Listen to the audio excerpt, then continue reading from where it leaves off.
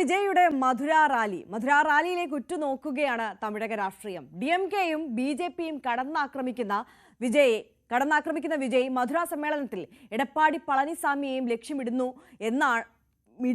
വിടുമോ എന്നുള്ളതാണ് ആകാംക്ഷ. അടുത്ത വർഷം നടക്കുന്ന നിയമസഭാ തെരഞ്ഞെടുപ്പിൽ 15% മുകളിൽ വോട്ട് TVKയ്ക്ക് ലഭിച്ചേക്കുമെന്ന സർവേ റിപ്പോർട്ടുകളാണ് എതിരാളികളുടെ ഉറക്കം കെടുത്തുന്നത്.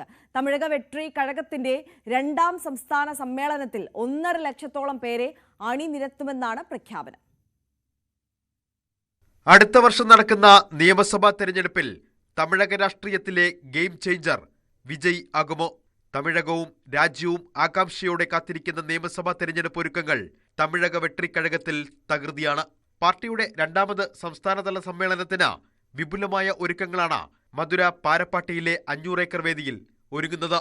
കൂറ്റൻ വേദിക്ക് മുന്നിൽ 1 കിലോമീറ്റർ നീളത്തിൽ റാമ്പ്, അടിയന്തര ആവശ്യങ്ങൾക്ക് മെഡിക്കൽ കിറ്റുകൾ എത്തിക്കാൻ ഡ്രോണുകൾ, സ്ത്രീകൾക്ക് പിങ്ക് റൂമുകൾ, സേവനം നൽകാൻ തയ്യാറായി സമ്മേളന സ്ഥലത്ത് 300ഓളം ഡോക്ടർമാർ, 100 ആംബുലൻസുകൾ. അങ്ങനെ പോകുന്നു സമ്മേളന വേദിയിലെ തയ്യാറെടുപ്പുകൾ.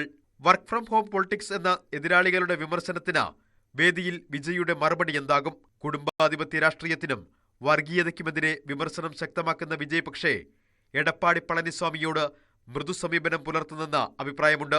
AIADMKയെയും വിജയ് ലക്ഷ്യം വയ്ക്കുമോ?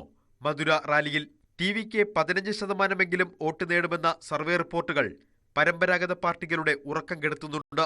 DMK വിരുദ്ധ വോട്ടുകളിൽ വലിയ പ്രതീക്ഷ വയ്ക്കുന്ന TVKയുടെ കട്ടൌട്ടുകളിൽ MGRും അണ്ണാദുരയുമൊക്കെ നിറഞ്ഞു നിൽക്കുകയാണ്. ജില്ലാതല യാത്രകളിലൂടെയാണ് അടുത്തഘട്ട പ്രചരണം.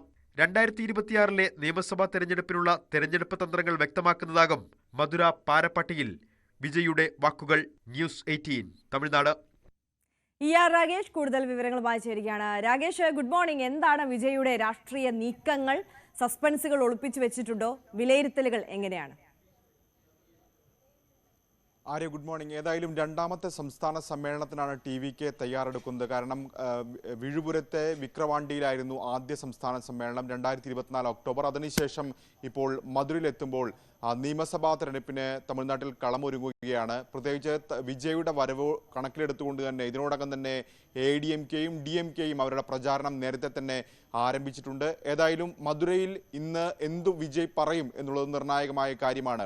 അവിടെ കൂറ്റൻ കട്ടൗട്ടുകൾ സ്ഥാപിച്ചിട്ടുണ്ട്. അതിൽ CN അണ്ണാദുരയുടെ ഫോട്ടോയുണ്ട്, ഒപ്പം തന്നെ MGRയുടെ പടമുണ്ട്. ഇത് കൂടാതെ അവർക്കൊപ്പം വിജയ് നിൽക്കുന്ന ചിത്രമാണുള്ളത്. അതിൽ എഴുതിയിട്ടുള്ളത് ചരിത്രം ആവർത്തിക്കും എന്നുള്ളതാണ്. കാരണം ഈ 2 നേതാക്കളും തമിഴ്നാട്ടിൽ വലിയ മാറ്റങ്ങൾ ഉണ്ടാക്കിയതാണ്. കാരണം 67 ആദ്യമായി അവിടെ DMK അധികാരത്തിൽ വരുന്നത്. കോൺഗ്രസ് ഭരണത്തെ മാറ്റിക്കൊണ്ട് പിന്നീട് തുടർച്ചയായി DMK ഭരണം വരുന്നത് 67 അന്ന് മുഖ്യമന്ത്രിയായത് അണ്ണാദുരയാണ്.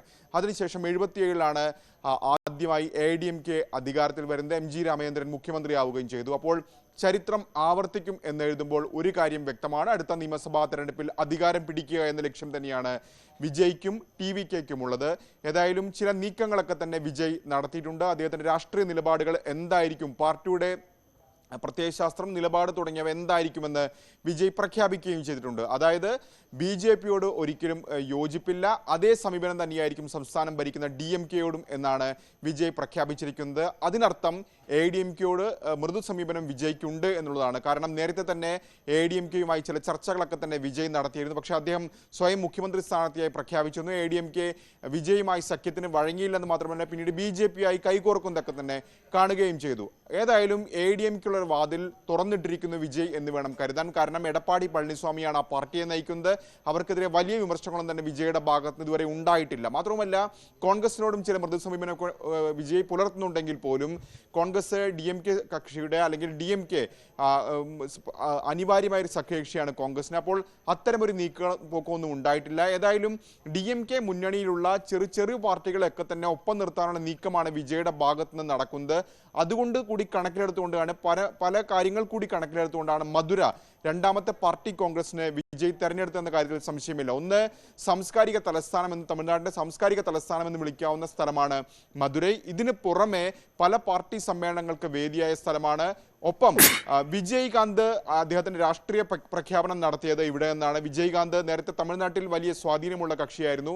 ADMKയും DMKയും ഒക്കെ ഒപ്പം തന്നെ അദ്ദേഹം 2011 മത്സരിക്കുകയും അന്ന് പ്രതിപക്ഷ നേതാവുകയും ചെയ്തു. ഏതാണ്ട് 10% അടുത്ത് വോട്ട് നേടിയെടുക്കുകയും ചെയ്തിരുന്നു. ഈ ഒരു സാഹചര്യം അതുകൊണ്ട് തന്നെ അത്തരം വോട്ടുകളൊക്കെ തന്നെ ഒപ്പം നിർത്തുക എന്ന ലക്ഷ്യം വിജയ്ക്കുണ്ട്.